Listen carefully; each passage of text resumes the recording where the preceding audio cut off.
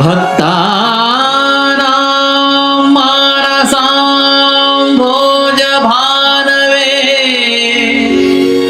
ಕಾಮಧೇನವೇ ನಮತಾಂ ಕಲ್ಪತರವೇ ಜಯೀಂದ್ರ ಗುರವೇ ನಮಃ ನಮತಾಂ ಕಲ್ಪತರವೇ ಜಯೀಂದ್ರ ಗುರವೇ ನಮಃ.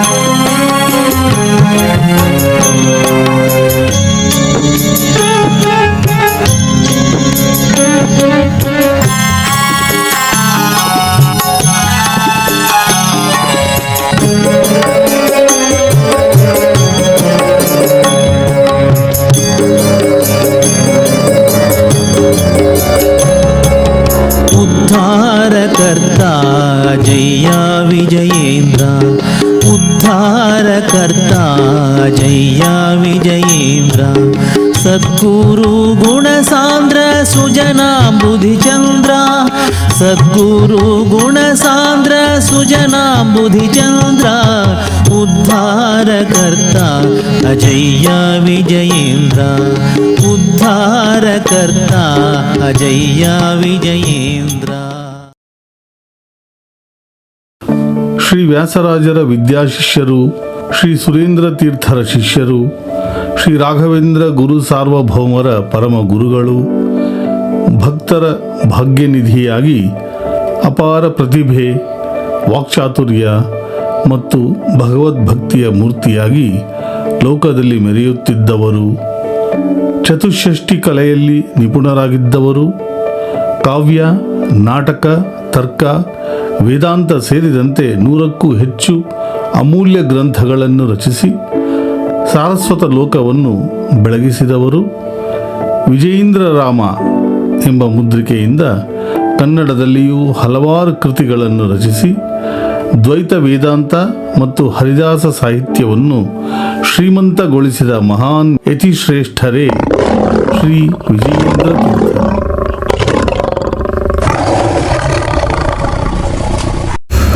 ಶ್ರೀ ವಿಜಯೇಂದ್ರ ತೀರ್ಥರು 16ನೇ ಶತಮಾನದ ಆದಿಭಾಗದಲ್ಲಿ ಕ್ರಿಸ್ತಶಕ 1514ರಿಂದ 1517ರ ಅವಧಿಯಲ್ಲಿ ಈ ಲೋಕದೊಳಗೆ ಅವತರಿಸಿದರು.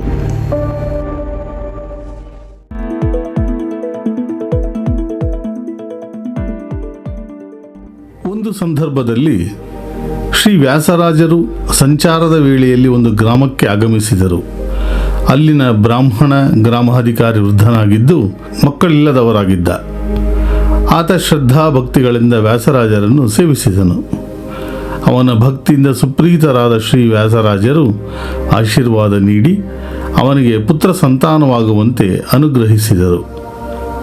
ವ್ಯಾಸರಾಜರ ಕೃಪೆಯಿಂದ ಆ ವಿಪ್ರನಿಗೆ 2 ಗಂಡು ಮಕ್ಕಳು ಜನಿಸಿದರು. ಹಿರಿಯ ಮಗನಿಗೆ ವಿಠಲಾಚಾರ್ಯ ಎಂಬ ನಾಮಕರಣ ಮಾಡಿದರು. ಶ್ರೀ ವಿಜಯೇಂದ್ರ ತೀರ್ಥರ ಪೂರ್ವಾಶ್ರಮದ ಹೆಸರು ಶ್ರೀ ವಿಠಲಾಚಾರ್ಯ. ವ್ಯಾಸರಾಜರು ವಿಜಯನಗರದ ತಮ್ಮ ಗುರುಕುಲದಲ್ಲಿ ಆ ಬಾಲಕನನ್ನು ಸೇರಿಸಿಕೊಂಡು ಸನ್ಮಾನದೊಂದಿಗೆ ಪೋಷಿಸಿದರು. 8ನೇ ವಯಸ್ಸಿಗೆ ಅವನಿಗೆ ಸನ್ಯಾಸ ದೀಕ್ಷೆ ನೀಡಿ ಶ್ರೀ ವಿಷ್ಣುತೀರ್ಥ ಎಂಬ ಆಶ್ರಮ ನಾಮವನ್ನು ನೀಡಿದರು.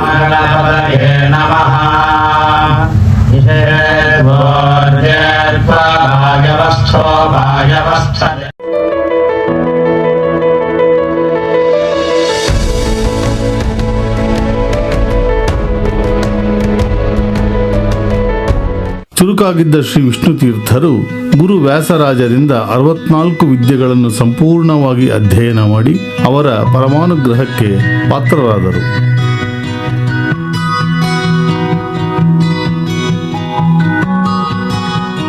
ವಿದ್ಯೆ ಮತ್ತು ವಿನಯದಿಂದ ಕಂಗೊಳಿಸುತ್ತಿದ್ದ ವಿಷ್ಣುತೀರ್ಥರನ್ನು ತಮ್ಮ ಉತ್ತರಾಧಿಕಾರಿಯನ್ನಾಗಿ ನೇಮಿಸಬೇಕೆಂಬ ಆಕಾಂಕ್ಷೆ ಶ್ರೀ ವ್ಯಾಸರಾಜರ ಮನಸ್ಸಿನಲ್ಲಿ ಅರಳಿತ್ತು.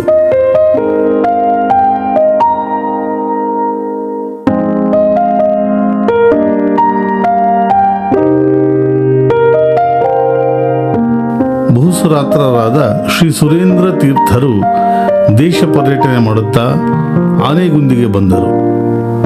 ಶ್ರೀ ಕವೀಂದ್ರ ತೀರ್ಥ, ಶ್ರೀ ವಾಗೀಶ ತೀರ್ಥ ಹಾಗೂ ಚಕ್ರತೀರ್ಥದ ಬಳಿ ಇರುವ ವ್ಯಾಸರಾಜ ಪ್ರತಿಷ್ಠಿತ ಯಂತ್ರೋದ್ಧಾರಕ ಪ್ರಾಣದೇವರು, ವಿಜಯ ವಿಠಲ, ಹಂಪೆ ವಿರೂಪಾಕ್ಷ ಮತ್ತು ತಮ್ಮ ಆಶ್ರಮ ಗುರುಗಳಾದ ಶ್ರೀ ರಘುನಂದನ ತೀರ್ಥ ಮತ್ತು ಆಚಾರ್ಯರ ಸಾಕ್ಷಾತ್ ಶಿಷ್ಯರಾದ ಶ್ರೀ ನರಹರಿ ತೀರ್ಥರ ವೃಂದಾವನಗಳನ್ನು ಸಂದರ್ಶಿಸಿ ತಮ್ಮ ಶ್ರದ್ಧಾಭಕ್ತಿಗಳನ್ನು ಸಲ್ಲಿಸುವುದು ಮತ್ತು ತಮ್ಮ ಸಂಸ್ಥಾನಕ್ಕೆ ಉತ್ತಮ ಉತ್ತರಾಧಿಕಾರಿಯನ್ನು ಕರುಣಿಸುವಂತೆ ಹರಿವಾಯು ಗುರುಗಳಲ್ಲಿ ಪ್ರಾರ್ಥಿಸುವುದು ಅವರ ಭೇಟಿಯ ಮುಖ್ಯ ಉದ್ದೇಶವಾಗಿತ್ತು. ಶ್ರೀ ವ್ಯಾಸರಾಜರು, ವಾದಿರಾಜರು, ವಿಷ್ಣು ತೀರ್ಥರು ಮುಂತಾದ ಶಿಷ್ಯವೃಂದದ ಸಹಿತ ಶ್ರೀ ಸುರೇಂದ್ರ ತೀರ್ಥರನ್ನು ಗೌರವಾದರಗಳಿಂದ ಸ್ವಾಗತಿಸಿದರು.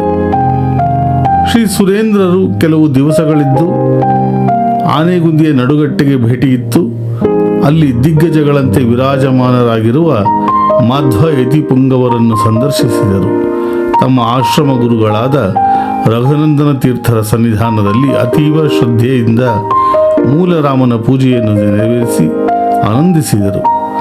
ವಿರೂಪಾಕ್ಷ, ಯಂತ್ರೋದ್ಧಾರಕ ಪ್ರಾಣಪತಿ, ವಿಜಯ ವಿಠಲ ಮುಂತಾದ ದೇವತಾಮೂರ್ತಿಗಳ ದರ್ಶನದಿಂದ ಧನ್ಯತಾಭಾವವನ್ನು ಅನುಭವಿಸಿದರು. ಆ ಸಂದರ್ಭದಲ್ಲಿ ಅವರಿಗೆ ವಿಜಯನಗರದಲ್ಲಿ ವ್ಯಾಸರಾಜರು ಮಾಡಿದ ಅದ್ಭುತ ಸಾಧನೆ, ಮುಖ್ಯವಾಗಿ ಅವರು ಸ್ಥಾಪಿಸಿದ್ದ ವಿದ್ಯಾಪೀಠ ಮತ್ತು ಅಲ್ಲಿ ಶೋಭಿಸುತ್ತಿದ್ದ ವಾದಿರಾಜರು, ವಿಷ್ಣು ತೀರ್ಥರು, ಕೇಶವಾದಿ ಯತಿ ಶಿಷ್ಯ ವೃಂದ ಶ್ರೀ ಸುರೇಂದ್ರರ ಮನಸ್ಸನ್ನು ಸೆಳೆದವು. ಶ್ರೀ ಸುರೇಂದ್ರರಿಗೆ ವ್ಯಾಸರಾಜರ ಶಿಷ್ಯರಲ್ಲಿ ಪ್ರಮುಖರಾಗಿ ಶೋಭಿಸುತ್ತಿದ್ದ ಶ್ರೀ ವಿಷ್ಣು ತೀರ್ಥರ ದಿವ್ಯ ತೇಜಸ್ಸು, ಅಸಾಮಾನ್ಯ ಪ್ರತಿಭೆ, ಅಸಾಧಾರಣ ವಿದ್ವತ್ತು, ಅದಕ್ಕೆ ಒಪ್ಪುವ ವಿನಯ ಮುಂತಾದ ಅಪೂರ್ವ ಗುಣಗಳನ್ನು ಕಂಡು ಸುರೇಂದ್ರರಿಗೆ ಪರಮಾನಂದವಾಯಿತು. ಶ್ರೀಗಳವರಿಗೆ ತಮ್ಮ ಪೂರ್ವಿಕ ಗುರುಗಳಾದ ವಿಭುಧೇಂದ್ರ ತೀರ್ಥರೇ ಎಂಬ ವಿಷಯವನ್ನು ಚೆನ್ನಾಗಿ ಅರಿತಿದ್ದ ಅವರು ವ್ಯಾಸತೀರ್ಥರಲ್ಲಿ ಈ ವಿಷಯವನ್ನು ಒಂದು ದಿವಸ ಪ್ರಸ್ತಾಪ ಮಾಡಿದರು.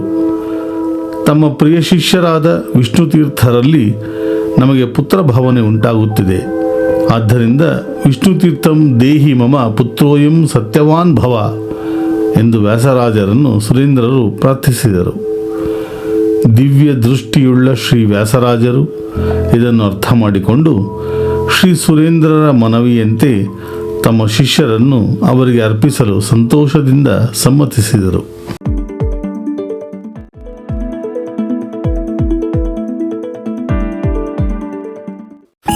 ಕ್ರಿಸ್ತ ಶಕ 1530 ಇಸವಿಯ ಒಂದು ಶುಭ ದಿನ ಮಹಾನ್ ರಾಜನಾದ ಶ್ರೀಕೃಷ್ಣದೇವರಾಯ ವ್ಯಾಸರಾಜರ ಪ್ರಖ್ಯಾತ ಶಿಷ್ಯರಾದ ಪುರಂದರದಾಸರು, ಕನಕದಾಸರು, ವಾದಿರಾಜರು ಹಾಗೂ ಶ್ರೀನಿವಾಸ ತೀರ್ಥರು ಮತ್ತು ಅನೇಕ ವಿದ್ವಾಂಸರ ಸಮ್ಮುಖದಲ್ಲಿ ಶ್ರೀ ಸುರೇಂದ್ರ ತೀರ್ಥರು ಶ್ರೀ ವಿಷ್ಣು ತೀರ್ಥರಿಗೆ ವಿಜಯೇಂದ್ರ ತೀರ್ಥ ಎಂಬ ನೂತನ ಆಶ್ರಮ ನಾಮ ನೀಡಿದರು. ಶ್ರೀ ವ್ಯಾಸರಾಜರು ಆಶೀರ್ವಚನಗಳ ಮಳೆಗರೆದು ನೂತನ ಯತಿಯ ಪ್ರಯಾಣಕ್ಕೆ ಶುಭಾಶಯ ಕೋರಿದರು. ನಂತರ ವಿಜಯೇಂದ್ರರು ಎಲ್ಲರನ್ನೂ ಬೀಳ್ಕೊಂಡು ತಮ್ಮ ಗುರುಗಳಾದ ಶ್ರೀ ಸುರೇಂದ್ರ ತೀರ್ಥರೊಂದಿಗೆ ವಿಜಯನಗರದಿಂದ ತಮಿಳುನಾಡಿನ ಕಡೆಗೆ ಪ್ರಯಾಣ ಬೆಳೆಸಿದರು. ಉದ್ಧಾರಕರ್ತ ಜಯ ವಿಜಯೇಂದ್ರ, ಉದ್ಧಾರಕರ್ತ ಜಯ ವಿಜಯೇಂದ್ರ, ಸದ್ಗುರು ಗುಣಸಾಂದ್ರ ಸುಜನಾಂಬುಧಿಚಂದ್ರ, ಸದ್ಗುರು ಗುಣಸಾಂದ್ರ ಸುಜನಾಂಬುಧಿಚಂದ್ರ, ಉದ್ಧಾರಕರ್ತ ಅಜಯ್ಯ ವಿಜಯೇಂದ್ರ, ಉದ್ಧಾರಕರ್ತ ಅಜಯ್ಯ ವಿಜಯೇಂದ್ರ.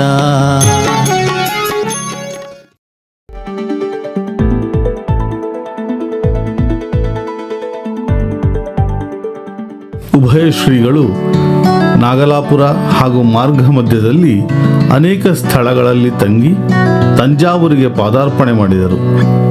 ತಂಜಾವೂರಿನ ರಾಜ ಚೆವ್ವಪ್ಪರಾಯನು ಸಂಭ್ರಮದಿಂದ ತನ್ನ ಅರಮನೆಗೆ ಸ್ವಾಗತಿಸಿದನು.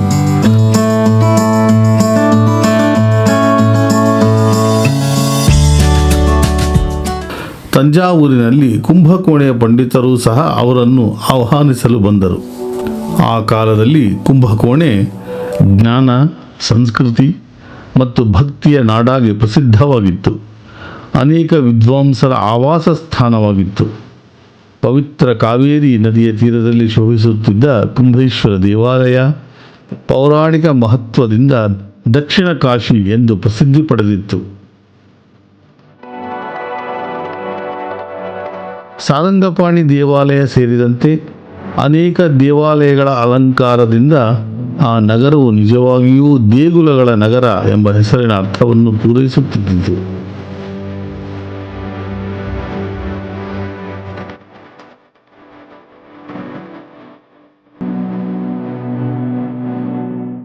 ಆ ದಿನಗಳಲ್ಲಿ ಕುಂಭಕೋಣೆಯಲ್ಲಿ 10 ವರ್ಷಗಳಿಂದ ನೆಲೆಸಿದ್ದ ಎಮ್ಮೆ ಬಸವ ಬಿರುದಾಂಕಿತ ಲಿಂಗರಾಜೇಂದ್ರ ಎಂಬ ಶೈವ ಸನ್ಯಾಸಿ ತನ್ನ ಮಾಂತ್ರಿಕ ವಾಮಾಚಾರ ತಂತ್ರಗಳಿಂದ ಕುಂಭೇಶ್ವರ ದೇವಾಲಯ ಸೇರಿದಂತೆ ಎಲ್ಲ ದೇಗುಲಗಳ ಮೇಲೂ ತನ್ನ ಆಧಿಪತ್ಯ ಸ್ಥಾಪಿಸಿಕೊಂಡಿದ್ದನು.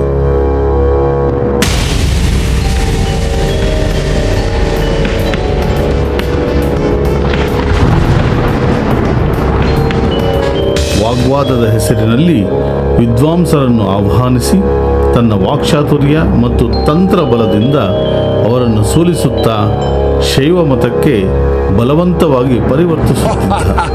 ಮತಾಂತರಕ್ಕೆ ವಿರೋಧಿಸಿದವರಿಗೆ ಕ್ರೂರ ಹಿಂಸೆ ಕೊಡುತ್ತಿದ್ದ. ಇವೆಲ್ಲವನ್ನು ಕುಂಭಕೋಣೆಯ ವಿಪ್ರೋತ್ತಮರಿಂದ ಕೇಳಿ ತಿಳಿದ ಶ್ರೀ ವಿಜಯೇಂದ್ರರು ತಮ್ಮ ಗುರುಗಳ ಸೂಚನೆಯಂತೆ ಕುಂಭಕೋಣೆಗೆ ಬಂದು ಲಿಂಗರಾಜೇಂದ್ರನೊಂದಿಗೆ ವಾಗ್ವಾದ ನಡೆಸಲು ಸಮ್ಮತಿಸಿದರು.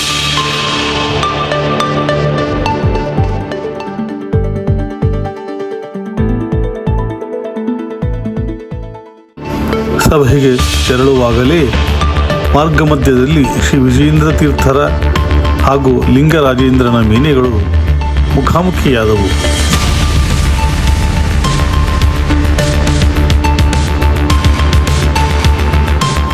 ಆಗ ಲಿಂಗರಾಜೇಂದ್ರ ವಿಜಯೇಂದ್ರನನ್ನು ಭೀತಿಗೊಳಿಸಬೇಕೆಂಬ ಇಚ್ಛೆಯಿಂದ ಮೇನೆಯಿಂದ ಇಳಿದು ಹಾದಿಯ ಅಡ್ಡಗೋಡೆಯ ಮೇಲೆ ವ್ಯಾಘ್ರಾಸನ ಹಾಕಿಸಿ ಕುಳಿತುಕೊಂಡನು. ಕ್ಷಣಮಾತ್ರದಲ್ಲಿ ಅವನ ಮಂತ್ರಬಲದಿಂದ ಆ ಗೋಡೆಯೇ ವಾಹನದಂತೆ ಚಲಿಸಲಾರಂಭಿಸಿತು.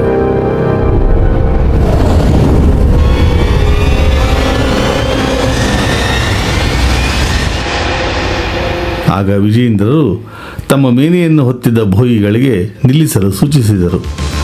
ಆಗ ಏನಾಶ್ಚರ್ಯ, ವಿಜಯೇಂದ್ರರು ಕುಳಿತಿದ್ದ ಮೇನೆ ಯಾರ ಸಹಾಯವೂ ಇಲ್ಲದೆ ವಿಮಾನದಂತೆ ವಾಯುವಿನಲ್ಲಿ ಚಲಿಸಲಾರಂಭಿಸಿತು. ಗೋಡೆಯ ಮೇಲೆ ಕುಳಿತು ಬರುತ್ತಿದ್ದ ಲಿಂಗರಾಜೇಂದ್ರನ ತಲೆಯ ಮೇಲೆ ಆಕಾಶ ಮಾರ್ಗವಾಗಿ ವಿಜಯೇಂದ್ರರು ಕುಂಭೇಶ್ವರನ ಗುಡಿಗೆ ಬಂದಿಳಿದರು.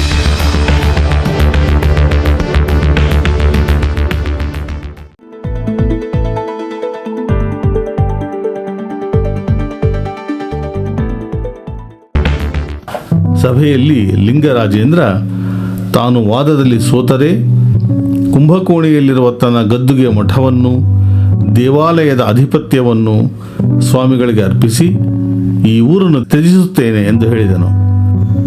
ಅದಕ್ಕೆ ಶಾಂತ ಮತ್ತು ದೃಢ ಸ್ವರದಲ್ಲಿ ಶ್ರೀ ವಿಜಯೇಂದ್ರ ತೀರ್ಥರು, ನಾವು ಸೋತರೆ ಶೈವ ದೀಕ್ಷೆ ಸ್ವೀಕರಿಸಿ ನಿನ್ನ ಅನುಯಾಯಿಗಳಾಗುತ್ತೇವೆ. ಆದರೆ ನೀನು ನಿನ್ನ ಪ್ರತಿಜ್ಞೆಯಂತೆ ಇನ್ನು ಮುಂದೆ ಯಾರನ್ನೂ ಬಲವಂತವಾಗಿ ಮತಾಂತರ ಮಾಡಬಾರದು ಎಂದು ಹೇಳಿದರು.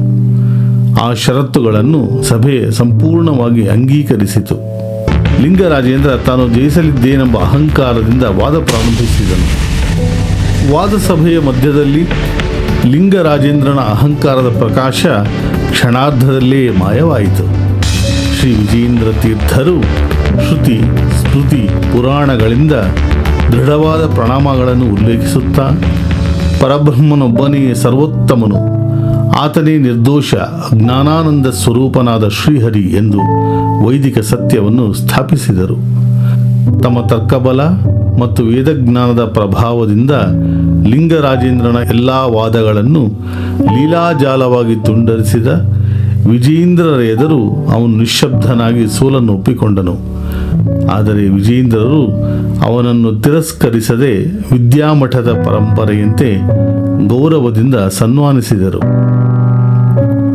ಸೋತ ಲಿಂಗರಾಜೇಂದ್ರನು ತನ್ನ ಪ್ರತಿಜ್ಞೆಯಂತೆ ಮಠದ ಆಧಿಪತ್ಯವನ್ನು, ದೇವಾಲಯಗಳ ಬೀಗ ಮುದ್ರೆಗಳನ್ನು ಸ್ವಾಮಿಗಳಿಗೆ ಅರ್ಪಿಸಿ ಪಶ್ಚಾತ್ತಾಪಭರಿತ ಹೃದಯದಿಂದ ನಗರವನ್ನು ತ್ಯಜಿಸಿ ಹೊರಟು ಹೋದನು.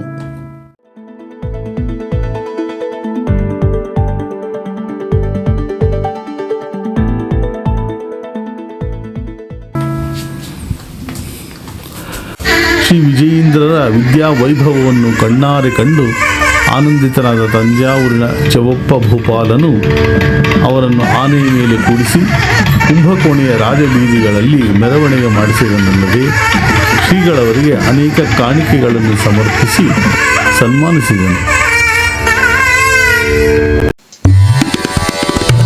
ಶ್ರೀ ಸುರೇಂದ್ರ ತೀರ್ಥರ ಮಾರ್ಗದರ್ಶನದಲ್ಲಿ ಕುಂಭಕೋಣೆಯ ತಮ್ಮ ನೂತನ ಮಠದಲ್ಲಿ ದ್ವೈತ ವಿದ್ಯಾಪೀಠವನ್ನು ಶ್ರೀ ವಿಜಯೇಂದ್ರರು ಸ್ಥಾಪಿಸಿದರು. ಶ್ರೀ ವಿಜಯೇಂದ್ರ ತೀರ್ಥರು ಮಧ್ವ ಸಿದ್ಧಾಂತದ ಪ್ರಚಾರಕ್ಕಾಗಿ ಹಲವಾರು ಸ್ಥಳಗಳಿಗೆ ಸಂಚಾರ ಕೈಗೊಂಡರು. ಕಂಚಿ ಪಟ್ಟಣಕ್ಕೆ ಬಂದಾಗ ಅಲ್ಲಿನ ಭಕ್ತ ವೃಂದದಿಂದ ಭವ್ಯ ಸ್ವಾಗತ ದೊರೆಯಿತು.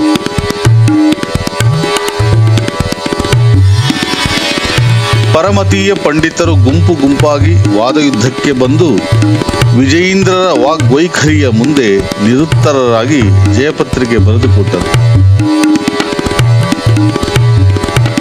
ಮುಂದೆ ಕೋಲಾರ ನಗರಕ್ಕೆ ಬಂದಾಗ ಅಲ್ಲೊಂದು ಬೃಹತ್ ಪ್ರಾಣಪತಿಯ ಶಿಲಾವಿಗ್ರಹವನ್ನು ಪ್ರತಿಷ್ಠಾಪಿಸಿದರು.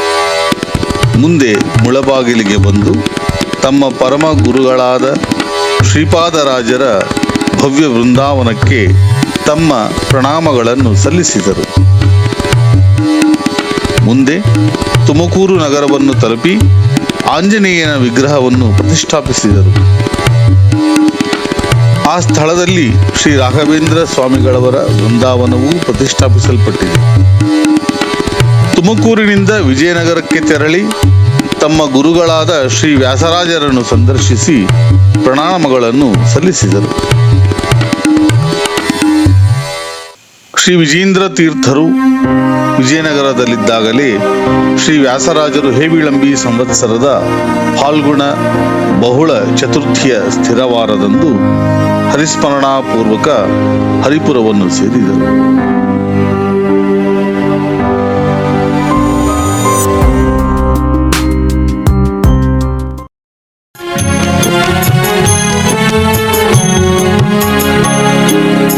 ಆರ್ಹತ್ತು ಎರಡೆರಡು ಕಲೆಗಳ ಪರಿಣಿತ, ಮೂರ್ಹತ್ತು ಮೇಲೆರಡು ಲಕ್ಷಣ ಸಂಭೂತ.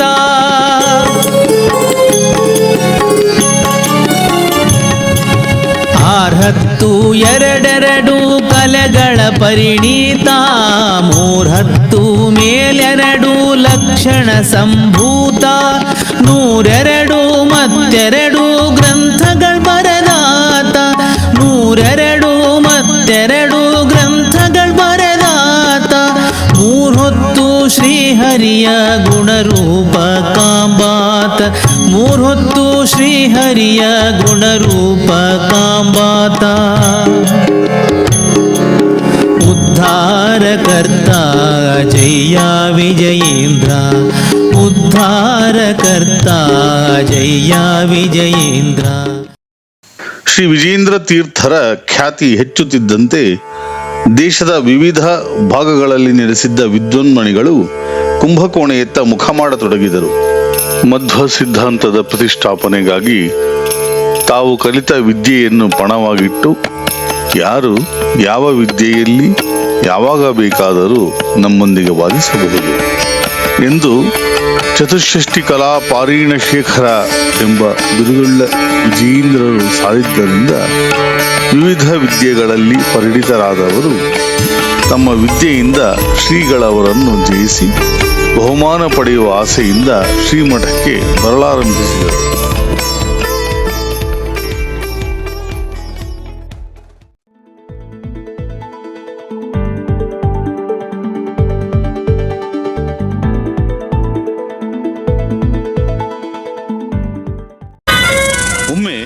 ನುರಿತ ಹಾವಾಡಿಗನೊಬ್ಬ ಶ್ರೀ ವಿಜಯೇಂದ್ರರನ್ನು ಸ್ಪರ್ಧೆಗೆ ಕರೆದ.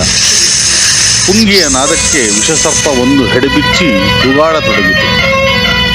ಶ್ರೀ ವಿಜಯೇಂದ್ರರು ಪುಂಗಿಯ ಬದಲಾಗಿ ಶ್ರೀಕೃಷ್ಣನಿಗೆ ಪ್ರಿಯವಾದ ಕೊಳಲನ್ನು ನುಡಿಸಿದಾಗ ಆ ಕ್ರೂರ ಸರ್ಪ ವೇಣುನಾದಕ್ಕೆ ವಶವಾಗಿ ಮೋಹಕ ನೃತ್ಯವನ್ನೇ ಮಾಡಿತು. ಅಷ್ಟೇ ಅಲ್ಲ, ಹಾವಾಡಿಗ ತಂದಿದ್ದ ಅಷ್ಟೂ ಸರ್ಪಗಳು ಶ್ರೀಗಳವರ ವೇಣುಗಾನಕ್ಕೆ ಸಾಮೂಹಿಕವಾಗಿ ಮೋಡಿಗೊಳಗಾಗಿದ್ದವು.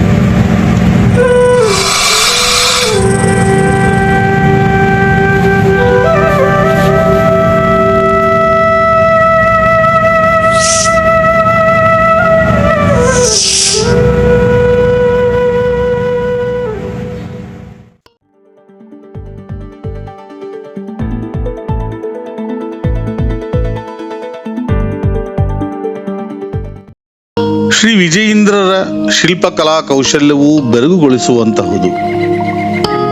ನರಸಿಂಹವೀರ ರಾಮನ್ ಲೋಹದಲ್ಲಿ ಸುಂದರ ದೇವತಾ ಮೂರ್ತಿಗಳನ್ನು ಮಾಡುವುದರಲ್ಲಿ ನಿಪುಣನಾಗಿದ್ದನು. ತಾನು ಕೂಡ ಶ್ರೀ ವಿಜಯೇಂದ್ರರನ್ನು ಸ್ಪರ್ಧೆಗೆ ಆಹ್ವಾನಿಸಿದ. ಅವನ ಸವಾಲನ್ನು ಆನಂದದಿಂದ ಸ್ವೀಕರಿಸಿದ ಶ್ರೀಗಳವರು ಕೇವಲ ಮೇಣ ಮತ್ತು ತುಳಸಿ ಕಾಷ್ಟದ ಸಹಾಯದಿಂದ ಹಲವಾರು ಮೂರ್ತಿಗಳನ್ನು ಮಾಡಿದರು.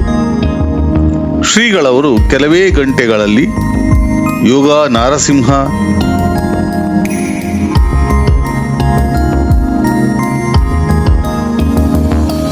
ರಾಮ, ಜಾನಕಿ, ಯಾದವ ಕೃಷ್ಣ, ಸಾರಂಗಪಾಣಿ, ಚಕ್ರಪಾಣಿ, ಭೂವರಾಹ, ವೇದವ್ಯಾಸ, ಕೂರ್ಮ, ಮಂಗಳಾಂಬಿಕಾ ಮುಖ್ಯ ಪ್ರಾಣ ಮೂರ್ತಿಗಳನ್ನು ಮಾಡಿದರು. ಇವೆಲ್ಲ ಮೂರ್ತಿಗಳು ಇವತ್ತಿಗೂ ಶ್ರೀ ವಿಜಯೇಂದ್ರ ತೀರ್ಥರ ಸನ್ನಿಧಾನದಲ್ಲಿ ಕಾಣಬಹುದು.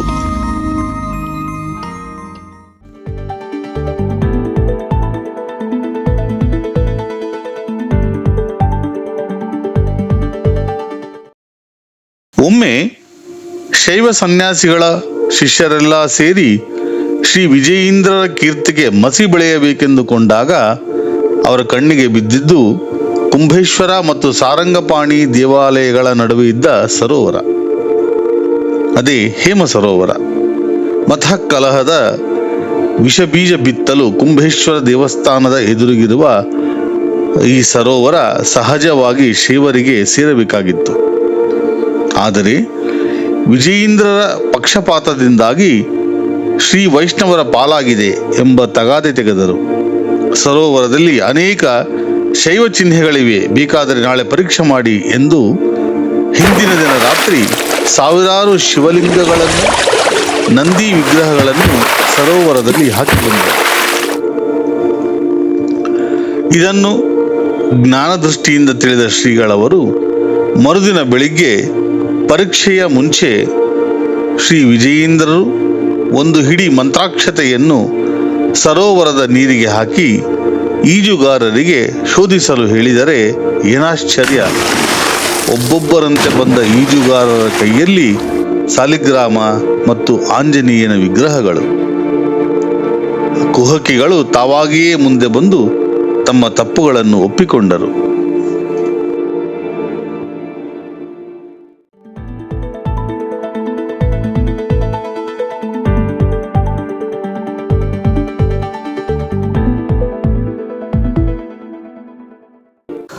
ಒಮ್ಮೆ ದೊಂಬರಾಟ ಪ್ರವೀಣನೊಬ್ಬ ಶ್ರೀ ವಿಜಯೇಂದ್ರರಿಗೆ ಸವಾಲೊಡ್ಡಿದ. ಒಪ್ಪಿದ ಶ್ರೀಗಳು ಕುಂಭೇಶ್ವರ ಗುಡಿಯ ಗೋಪುರಕ್ಕೂ ಸಾರಂಗಪಾಣಿ ದೇವಸ್ಥಾನದ ಗೋಪುರಕ್ಕೂ ಕಟ್ಟಿದ ಬಾಳೆ ನಾರಿನ ಮೇಲೆ ನಡೆದು ಕುಂಭೇಶ್ವರ ಗೋಪುರದಿಂದ ಸಾರಂಗಪಾಣಿ ಗೋಪುರವನ್ನು ತಲುಪಿದರು.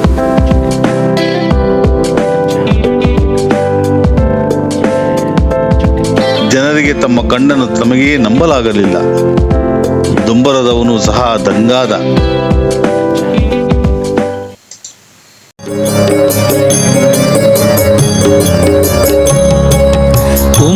ಕುಂಭಕೋಣವಾಸ ಕುಂಭಿಣಿ ಪತಿದಾಸ ಕುಂಭಿಣಿ ಸುರಪೋಷ ದುರ್ವಾದಿಗಿರಿ ಕುಲಿಶ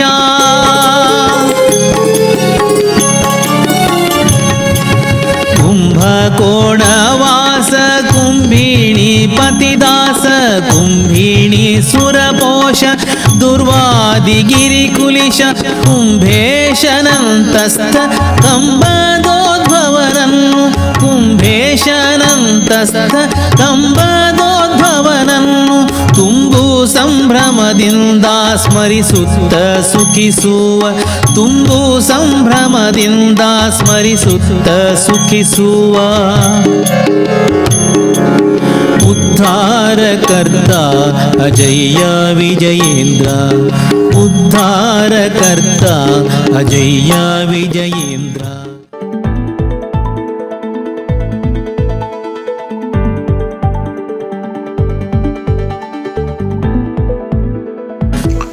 ಅದ್ವೈತ ಮತಾಚಾರ್ಯರಾದ ಶ್ರೀ ಶಂಕರಾಚಾರ್ಯರು ಮತ್ತು ಅವರ ನಂತರ ಪ್ರಸಿದ್ಧರಾದ ಶ್ರೀ ವಿದ್ಯಾರಣ್ಯರನ್ನು ಬಿಟ್ಟರೆ ಆ ಕಾಲದಲ್ಲಿ ಅಪ್ಪಯ್ಯ ದೀಕ್ಷಿತರಿಗೆ ಅಷ್ಟೇ ಶ್ರೇಷ್ಠವಾದ ಸ್ಥಾನಮಾನಗಳು ದೊರಕಿದ್ದವು.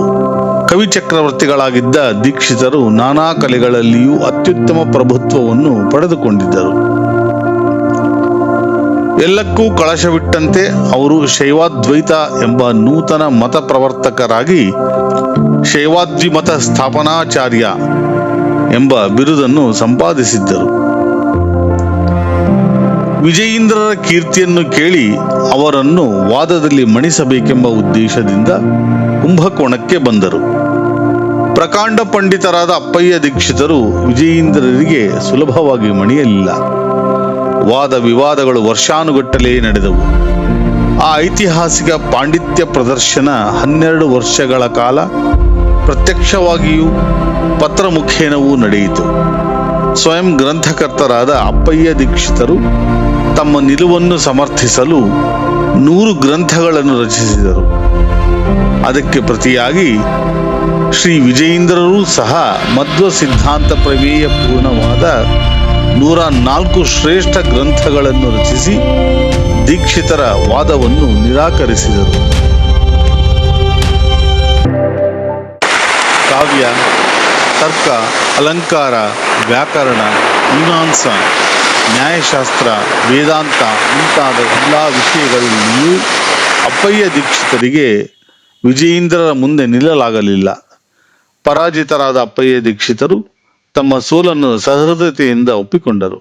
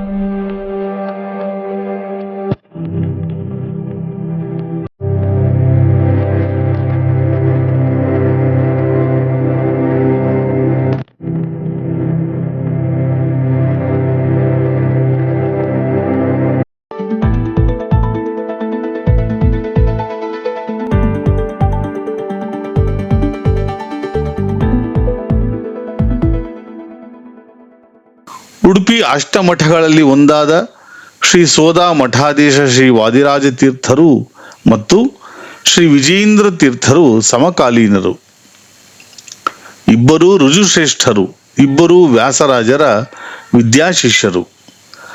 ಹಾಗಾಗಿ ವಾದಿರಾಜರಿಗೂ ವಿಜಯೀಂದ್ರರಿಗೂ ಮಧುರವಾದ ಮೈತ್ರಿ ಇತ್ತು. ಒಮ್ಮೆ ಸಂಚಾರತ್ವೇನ ಶ್ರೀ ವಿಜಯೀಂದ್ರರು ರಜತಪೀಠಪುರವೆಂದು ಪ್ರಖ್ಯಾತವಾದ ಉಡುಪಿಗೆ ಆಗಮಿಸಿದಾಗ ಶ್ರೀ ವಾದಿರಾಜರು ತಮ್ಮ ಮಿತ್ರರನ್ನು ಆತ್ಮೀಯವಾಗಿ ಸ್ವಾಗತಿಸಿ ರಥಬೀದಿಯ ಉತ್ತರಕ್ಕಿರುವ ಮಠವನ್ನು ವಿಜಯೀಂದ್ರರಿಗೆ ತಮ್ಮ ಸ್ನೇಹದ ಕಾಣಿಕೆಯಾಗಿ ನೀಡಿ ತಮ್ಮ ಔದಾರ್ಯವನ್ನು ಮೆರೆದರು.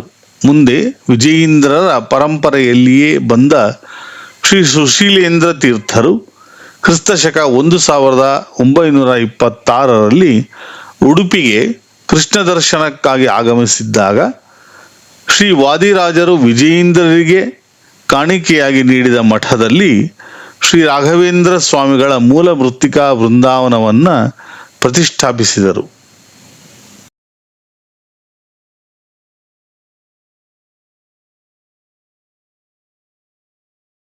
98 ವರ್ಷಗಳಷ್ಟು ದೀರ್ಘ ಸಮಯ ಜೀವಿಸಿದ್ದ ಸುರೇಂದ್ರರು ತಾವೇ ಮುಂದೆ ನಿಂತು ಆರಿಸಿದ ಶಾಸ್ತ್ರಿಕ ಕುಲಭೂಷಣರು, ವಿದ್ಯಾ ವಿನಯ ಸಂಪನ್ನರೂ ಆದ ಶ್ರೀ ನಾರಾಯಣಾಚಾರ್ಯ ಎಂಬುವರಿಗೆ ಕ್ರಿಸ್ತಶಕ 1775ರ ಯುವ ಸಂವತ್ಸರದ ಚೈತ್ರ ಶುದ್ಧ ಚತುರ್ದಶಿ ಎಂದು ಸನ್ಯಾಸಾಶ್ರಮವಿತ್ತು ಶ್ರೀ ಸುಧೀಂದ್ರ ತೀರ್ಥ ಎಂಬ ಶುಭನಾಮಧೇಯವನ್ನು ನೀಡಿದರು.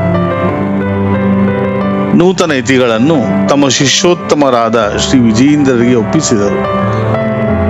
ಮುಂದೆ ಕಲಿಯುಗದ ಕಾಮಧೇನು, ಕಲ್ಪವೃಕ್ಷ, ಚಿಂತಾಮಣಿಗಳೆಂದು ಪ್ರಸಿದ್ಧರಾದ ಪ್ರಹ್ಲಾದಾಂಶ ಸಂಭೂತ ಶ್ರೀ ರಾಘವೇಂದ್ರ ತೀರ್ಥರಂತಹ ವಿಭೂತಿ ಪುರುಷರಿಗೆ ಗುರುಗಳಾಗುವ ಸೌಭಾಗ್ಯವನ್ನು ಪಡೆದಿದ್ದ ಭೂತಾತ್ಮರು. ಶ್ರೀ ಸುರೇಂದ್ರ ತೀರ್ಥರು ಪುಷ್ಯ ಶುದ್ಧ ದ್ವಾದಶಿ ಎಂದು ಹಂಪೆಯಲ್ಲಿ ಬೃಂದಾವನಸ್ಥರಾದರು.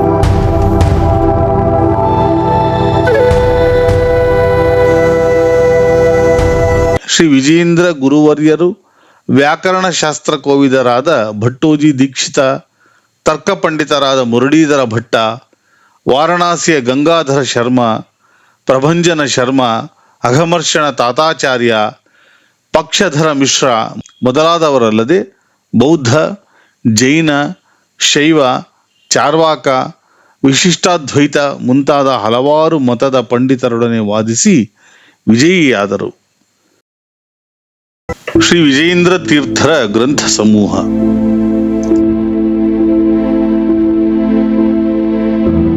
ಚಂದ್ರಿಕಾಚಾರ್ಯರ ವಿದ್ಯಾಶಿಷ್ಯರಾದ ಶ್ರೀ ವಿಜಯೇಂದ್ರ ತೀರ್ಥರು ತಮ್ಮ ಗುರುಗಳಂತೆಯೇ ವ್ಯಾಸ ದಾಸ ಸಾಹಿತ್ಯಗಳ ಸವ್ಯಸಾಚಿಗಳಾಗಿದ್ದರು. ಗುರುಗಳ ಮೇಲ್ಪಂಕ್ತಿಯಲ್ಲಿ ವಿಜಯೇಂದ್ರ ಅಥವಾ ವಿಜಯೇಂದ್ರ ರಾಮ ಎಂಬ ಮುದ್ರಿಕೆಯಿಂದ ಅನೇಕ ಕೃತಿಗಳನ್ನು ಅವರು ಕನ್ನಡ ಭಾಷೆಯಲ್ಲಿಯೂ ರಚಿಸಿದ್ದರು. ಪರಮಗುರು ಶ್ರೀ ಮದಾನಂದ ತೀರ್ಥೋಧ್ಯಾನ ಪರಶಾಸ್ತ್ರವೆಂಬ ಸತ್ತರದಿ ವಿಹರಿಸುತ್ತಾ ಶ್ರೀ ವಿಜಯೇಂದ್ರ ಗುರು ಸಾರ್ವಭೌಮರು ಸುಮಾರು 40 ವರ್ಷಗಳ ಕಾಲ ಮಹಾ ಸಂಸ್ಥಾನವನ್ನು ಪಾಲಿಸಿದರು. ನಂತರ ಶಿಷ್ಯರಾದ ಶ್ರೀ ಸುಧೀಂದ್ರ ತೀರ್ಥರಿಗೆ ಮೂಲ ಮಹಾ ಸಂಸ್ಥಾನವನ್ನು ತಮ್ಮ ಕುಲಪತಿಗಳಾಗಿ ಸ್ಥಾಪಿಸಿದ್ದ ದ್ವೈತ ವಿದ್ಯಾಪೀಠದ ಹೊಣೆಯನ್ನು ಮತ್ತು ಕುಂಭಕೋಣೆಯ ಸಮಸ್ತ ದೇವಾಲಯದ ಆಧಿಪತ್ಯವನ್ನು ವಹಿಸಿ ತಾವು ಹೆಚ್ಚು ಹೆಚ್ಚು ಅಂತರ್ಮುಖಿಗಳಾಗತೊಡಗಿದರು.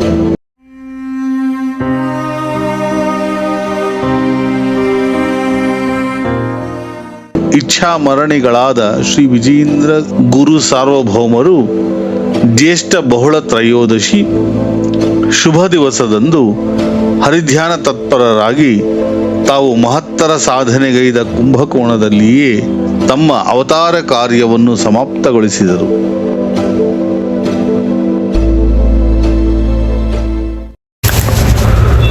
ಹದಿನಾರನೆಯ ಶತಮಾನದ ಆದಿಯಲ್ಲಿ ಉದಿಸಿ ಅದೇ ಶತಮಾನದ ಅಂತ್ಯದ ದ್ವೈತ ಸಿದ್ಧಾಂತದ ದಿಗಂತದಲ್ಲಿ ಜಾಜ್ವಲ್ಯಮಾನವಾಗಿ ಬೆಳಗಿದ ಪ್ರಖರ ತಾರೆ ಎಂದು ಹಸ್ತಂಗತವಾಯಿತು.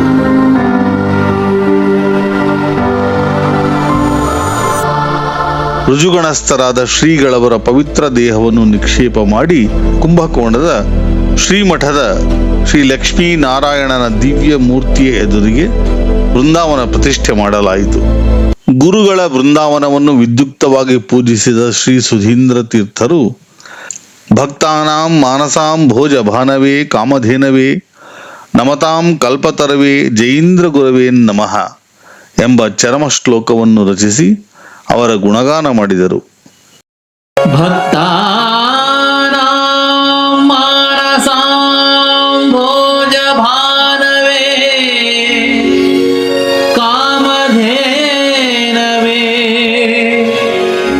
ನಮತಾಂ ಕಲ್ಪತರವೇ ಜಯೀಂದ್ರ ಗುರವೇ ನಮಃ ನಮತಾಂ ಕಲ್ಪತರವೇ ಜಯೀಂದ್ರ ಗುರವೇ ನಮಃ. ಅನೇಕ ಜ್ಞಾನಿ ವರೇಣ್ಯರಿಂದ ಸೂರ್ಯ ಸುಗುಣಾರ್ಯ ಎಂಬ ಪ್ರಶಂಸೆಗೆ ಪಾತ್ರರಾಗಿದ್ದ ಶ್ರೀ ವಿಜಯೇಂದ್ರ ಗುರು ಸಾರ್ವಭೌಮರು ಬೌದ್ಧಿಕ ಶರೀರದಿಂದ ಕಣ್ಮರೆಯಾಗಿದ್ದರೂ ಭಾವುಕರ ಮಾನಸಾಂಭೋಜದಲ್ಲಿ ಹೃತ್ತಮ ಕಳೆದು ಮೋಕ್ಷ ಪಥವನ್ನು ತೋರುವ ಮಧ್ವ ಸಿದ್ಧಾಂತದ ಜ್ಞಾನ ಸೂರ್ಯರಾಗಿ ಈ ಹೊತ್ತಿಗೂ ಪ್ರಕಾಶಿಸುತ್ತಿದ್ದಾರೆ. ಕಾಮಧೇನು ಕಲ್ಪವೃಕ್ಷಗಳಾಗಿ ಭಕ್ತರ ಸರ್ವಾಭಿಷ್ಟಗಳನ್ನು ಪೂರೈಸುತ್ತಾ ಅವರ ಕೈ ಹಿಡಿದು ಮುನ್ನಡೆಸುತ್ತಿದ್ದಾರೆ.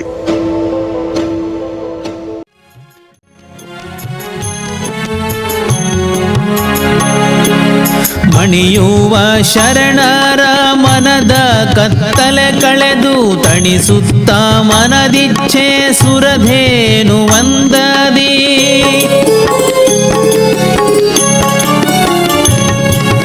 ಮಣಿಯುವ ಶರಣರ ಮನದ ಕತ್ತಲೆ ಕಳೆದು ತಣಿಸುತ್ತ ಮನದಿಚ್ಛೆ ಸುರಧೇನು ವಂದದಿ. ಧಣಿಯಾದ ಶ್ರೀ ತಿರುಮಲೇಶ ಹರಿವಿಠಲನ್ನ